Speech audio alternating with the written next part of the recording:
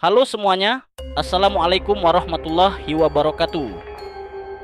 Kembali lagi di channel Mas Bay Story bersama saya Bayu yang akan membawakan cerita.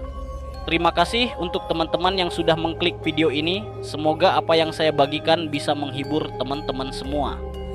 Pada kesempatan kali ini saya akan membawakan cerita yang berjudul Kontrakan Horor. Oh iya, jangan lupa untuk bantu like, komen, dan subscribe channel Mas Bay Story agar channel ini dapat berkembang. Dan jangan lupa untuk aktifkan lonceng notifikasi agar tidak ketinggalan cerita selanjutnya. Jika sudah, kita langsung masuk ke ceritanya.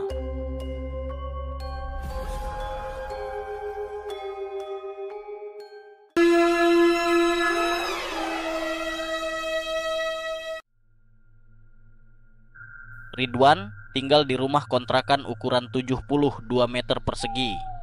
Ridwan tinggal bersama dua orang sepupu dan satu orang teman. Oh ya, rumah ini memiliki halaman depan dan halaman belakang. Dua kamar, kamar depan yang besar dan kamar belakang yang kecil. Halaman belakang sudah tertutup separuh, sehingga kita pakai untuk jadi dapur. Satu kamar tidur belakang yang sejajar dengan kamar mandi, dan juga ruangan tengah yang sejajar dengan kamar depan. Peristiwa ini terjadi saat hari Kamis malam antara pukul 10 sampai 12 malam. Di hari itu kebetulan ada dua sepupu dan Ridwan. Satu teman sedang ada dinas di luar kota. Kebetulan di hari itu pekerjaan sangatlah berat. Ridwan bersama satu sepupu Ridwan sudah tidur antar pukul 8 sampai 9 malam. Sementara sepupu yang satu lagi bernama Ruslan sedang menonton film Conjuring dari laptopnya di ruangan tengah. Ridwan yang tertua di sini tidur di kamar belakang sendirian, sedangkan dua sepupu Ridwan tidur di kamar depan berdua. Sebagai informasi tambahan, di antara kamar belakang dan kamar mandi ada sebuah pintu yang menuju ke halaman belakang yang dijadikan dapur. Pintu ini jika ditutup akan melawan arah angin dari luar. Artinya kalaupun ada angin, pintu ini akan terbuka, bukan tertutup. Semoga penggambarannya bisa cukup jelas mengenai posisi rumah kontrakan Ridwan. Malam itu Ruslan menonton film Conjuring. Ridwan yakin teman-teman pecinta horor pasti sudah menonton film Conjuring, karena film itu cukup booming di waktu itu. Bagi pecinta horor pasti tahu kira-kira waktu kejadian ini terjadi jika berpatokan pada rilis film Conjuring. Di saat semua sudah tidur itu, Ruslan asik menonton Conjuring dengan kondisi pintu belakang terbuka. Hal ini dilakukan agar tidak terlalu panas dan agar ada angin sepoi-sepoi yang datang dari halaman belakang. Nikmatnya menonton Conjuring ditambah sepoi-sepoi angin dan beberapa cemilan yang menambah kehusuan di malam itu. Sayangnya, tiba-tiba pintu belakang terhentak menutup sendiri. Berat. Saking kerasnya suara ini, Ridwan yang sudah tidur pulas bisa mendengar suara ini, padahal biasanya Ridwan pelor, yaitu kalau sudah nempel langsung ngolor hehehe. Pintu yang menutup tiba-tiba dengan sangat keras ini mengagetkan diriku dan Ruslan. Ruslan yang ada di TKP terperanjat ketakutan, langsung menutup laptopnya dan masuk ke kamar depan untuk tidur. Sebuah logika tentang kenapa pintu ini menutup, padahal jika angin meniup pintu itu harusnya malah terbuka. Entah apa yang terjadi dengan Ruslan, yang pasti dia langsung ke kamar dan kemudian tidur. Sampai pada esok hari dia menceritakan kejadian semalam. Sementara itu, Ridwan yang di kamar belakang kaget karena suara gebrakan keras tadi. Ridwan yang sudah lelah akhirnya lanjut tidur, tak mau peduli tentang hal apa yang sedang terjadi. Sayangnya di pojok kanan kamar Ridwan ada sosok wanita berbaju putih yang tertawa. Iya, tertawa. Ridwan yang sudah lelah hanya menyelimuti seluruh tubuh, kemudian lanjut tidur kembali. Oh ya, by the way, sebagai tambahan informasi, saat kita diganggu ketika tidur, biasanya indera keenam Ridwan tiba-tiba terbuka, yaitu bisa melihat sekeliling ruangan Ridwan meskipun mata Ridwan tertutup. Terbukti hal itu terjadi beberapa kali saat Ridwan kena erep-rep atau biasa dikenal dengan istilah ketindihan. Entah apakah kalian merasakan hal sama juga ketika mendapat gangguan saat tidur. Tak butuh lama dari gangguan pertama, gangguan kedua datang kembali. Mungkin Ridwan sudah terlelap sekitar 1 atau 2 jam. Yang pasti Ridwan kembali terbangun. Nggak sadar, karena wanita itu kembali tertawa. Namun kali ini dia dalam posisi setengah terbang di pojokan yang sama. Konyolnya kelelahan ini lebih Ridwan takutkan daripada penampakan itu. Ridwan kembali menyelimuti tubuh Ridwan dan kembali tidur. Tak lama setelah itu Ridwan terlelap. Oh tidak, serangan ketiga pun datang. Wanita di pojokan ini kini ada di pojokan, namun berada di atas di pojok kanan atas. Masih dalam kondisi tertawa, kali ini Ridwan yang acuh tak acuh pun, dan akhirnya jengkel juga karena waktu tidur Ridwan terganggu. Sambil mengumpulkan kesadaran dan keberanian, akhirnya Ridwan berbalik ke arah suara itu, memilih untuk berontak akan gangguan yang ada. Sayangnya saat Ridwan berbalik sudah tak terlihat pengganggu itu, dan setelah itu syukurlah karena sampai pagi tidak ada gangguan lagi. Pagi pun telah tiba dan Ruslan menceritakan semua hal yang terjadi di malam itu. Dalam hati aku hanya bisa berkata, ah sialan, lu yang mancing, gua yang kena getahnya. Ditambah gua tidur sendirian pula, damn it. Begitu akhirnya Ridwan bisa menggambarkan point of view Ruslan saat malam itu karena jengkelnya terganggu. Begitulah hal horor yang terjadi. Mungkin saja makhluk penunggu rumah itu tersinggung karena dirasa menantang mereka karena menonton horor di sana. Ataupun barangkali mereka ingin menunjukkan diri karena disangka sepupuku yang satu itu menyukai mereka, hehe.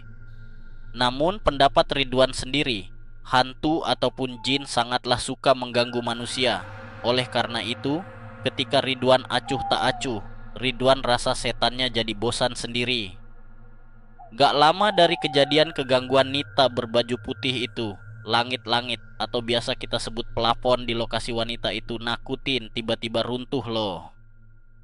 Lanjut ke cerita, beberapa lama setelah kejadian itu, Ridwan ngalamin juga rasanya kemalingan helm baru yang ada kacamata hitamnya yang dulu lagi ngetren milik Ridwan Raib. Ruslan kehilangan dompet dan sepupu satu lagi kehilangan tas punggung yang harga tasnya lumayan mahal. Singkat cerita, karena kejadian itu Ridwan jadi lebih dekat kepada Allah. Salat menjadi lebih rajin tepat waktu di masjid. Subuh nggak pernah lewat, padahal waktu itu Ridwan pulang kerja jam 1 malam dan bisa bangun memaksakan diri untuk subuh. Ingat ya, subuh dan isya itu adalah hal yang sulit. Kalau imanmu lagi lemah, kayaknya susah banget deh. Apalagi rutin tiap hari. Kalau nggak percaya bisa coba sendiri. Nah, singkat cerita, di subuh hari, mungkin sekitar jam 3 subuh ini, Ridwan tiba-tiba ada yang ganggu, ditindihin. Kalau di sini sih istilahnya erep-rep. Seperti biasa kalau lagi tidur diganggu erep-rep, indera keenam Ridwan jadinya aktif. Jadinya meski merem, Ridwan bisa lihat ruangan di sekitar Ridwan dan bisa lihat juga makhluk yang gangguin Ridwan. Yang Ridwan lihat waktu itu wajah kakek-kakek yang nyeremin baju putih, namun tingginya mungkin sekitar 100 cm. Oh iya, biasanya awal mula ketindihan suka dimulai dengan kuping yang berdengung. Baru setelah itu makhluk itu hingga di atas badan kita. Tentunya kita lumayan panik ya. Mana di rumah kontrakan cuman ada Ridwan aja. Mau teriak nggak bisa. Akhirnya Ridwan membacakan surat-surat pendek yang Ridwan bisa, sambil mengumpulkan kekuatan supaya bisa bebas dari kekangan setan yang satu ini. Alhasil dengan sekuat tenaga Ridwan bisa bangun dari tidur, posisi badan 90 derajat, dan karena hal itu Ridwan sempat lihat kakek-kakek itu terlempar belasan meter ke halaman belakang. Satu hal yang unik, saat Ridwan bangkit itu rasanya sama seperti sewaktu Ridwan yang lelah kerja berat sampai malam. Shift sore, terus memaksakan diri sholat subuh di masjid. Intinya karena terbiasa melawan godaan setan untuk tidur. Kita pun akhirnya bisa terbebas karena kebiasaan kita itu. Syukurlah setelah diganggu sekali oleh masing-masing makhluk tersebut, nggak ada episode gangguan lainnya. Yang penting kita nggak mengganggu dan nggak usah takut kalau ada gangguan-gangguan semacam itu. Karena sebenarnya jin, setan itu dalam sejarah awalnya, merekalah yang takut pada kita selaku manusia. Cerita yang Ridwan dengar sih begini, konon zaman dahulu setan, jin takut pada manusia Setiap ada manusia lewat, jin akan pergi bersembunyi. Sayangnya dulu ada gerombolan manusia di sebuah lembah, padahal jin itu sudah pada bersembunyi. Namun karena mendengar suara aneh, akhirnya rombongan manusia itu takut. Dan sejak dari itu, jin mulai berani menakuti manusia. Ridwan sendiri sebenarnya agak penakut, tapi males aja kalau udah PW. Mungkin karena itu juga ya yang ganggunya jadi males, karena ekspektasinya Ridwan lari ngibrit atau apalah. Nah sekarang, edisi kunjungan. Cerita ini dimulai saat Ridwan bekerja SIP malam. Perencananya Ridwan akan membuat agar-agar untuk dihadiahkan buat bebek Ridwan yang bernama Feby. Bukan Feby Febiolaya, soalnya beda kelas antara kuli dan artis, hehehe. By the way, di malam itu, pukul 8 malam datanglah teman Ridwan bersama Asep. Nah, rencananya Asep ini bantu Ridwan buat membuat agar-agar. Karena selain buat bebek yang beda SIP kerja, Ridwan juga berencana membuat agar-agar buat teman-teman satu kerjaan. Awalnya nggak ada hal yang terjadi, kita membuat agar-agar dengan husunya. Karena kita berada di Karawang, tahu sendirilah ya, nggak siang nggak malam kalau di sana tuh bawaannya gerah. Akhirnya Ridwan buka pintu halaman belakang, tujuannya biar bisa dapat kipas angin alami dari alam. Masalah mulai terjadi tak lama setelah itu. Asep yang anteng bantuin membuat agar-agar tiba-tiba seperti orang meriang. Dia menggigil dan tidak banyak bicara, namun matanya menuju ke halaman belakang. Ridwan yang tahu perubahan ini karena cemas akhirnya menanyakan kenapa beliau menjadi seperti itu. Namun hanya satu jawaban yang terucap, nanti diceritakan. Karena kondisi Asep yang seperti itu, akhirnya kami lanjutkan malam itu dengan kesunyian. Karena sudah lama sekali, Ridwan lupa apakah jam 10 atau jam 11 adalah saat kita berangkat ke perusahaan untuk bekerja. Namun waktu berlalu begitu saja dengan keheningan, sampai kita sampai ke perusahaan sekitar jam 1 atau jam 2 malam. Saat pekerjaan kita mulai kosong, mulailah kita ngobrol-ngobrol. Sebagai informasi, jika kerja Asep malam di perusahaan itu, banyak juga karyawan yang tidur. Enak ya, waktu kerja malah tidur, hehe. Keanehan mulai terjadi, karena waktu kita ngobrol-ngobrol, Asep malah kembali riang seperti biasa. Karena penasaran, akhirnya Ridwan tanya, "Kamu kenapa, Sep? Sekarang bekicau, tadi malah muyung." Muyung artinya diam seperti ayam yang lagi sakit, hehe. Asep pun menjawab, "Jadi Wan, tadi tuh ada dua makhluk yang ada di halaman belakang. Yang satu adalah wanita berbaju putih dan yang satu kakek-kakek. Makanya tadi tuh aku meriang karena takut, pokoknya aku kapok. Gak mau main-main lagi ke rumah kamu." Aku pun berpikir, oh ternyata yang kulihat adalah nyata. Meskipun begitu seenggaknya aku bisa berbangga diri. Karena dua makhluk tadi tidak mempengaruhi kehidupanku di rumah, gak membuat sakit ataupun meriang seperti yang Asep rasakan. Nah jadi begitulah pengalamanku saat mengontrak di rumah itu. Mungkin sebenarnya di rumah kita masing-masing ada juga penunggunya. Ada yang suka ngintipin kamu saat di toilet, ada yang suka nerbangin barang lah, ada yang suka hidup matiin lampu, buka tutup hordeng dan lain-lain. Namun percayalah, selama kita berani, gak takut, hantu pun akan bosan mengganggu kita.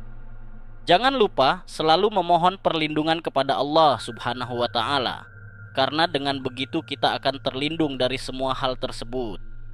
Bagi yang beragama Muslim, jangan lupa untuk mengaji di rumah, karena rumah tanpa ada bacaan Al-Quran, rumah kita itu seperti kuburan. Oke, sekian cerita yang saya bawakan kali ini. Semoga cerita yang dibawakan dapat menghibur teman-teman semua, serta cerita yang saya sampaikan bisa menjadi pembelajaran bagi kita semua. Bagaimana menurut teman-teman cerita kali ini? Tulis pendapat kalian di kolom komentar. Dan bagi teman-teman yang ingin membagikan kisahnya, bisa langsung saja klik link Google Drive di kolom deskripsi. Akhir kata saya, Bayu izin undur diri. Wassalamualaikum warahmatullahi wabarakatuh.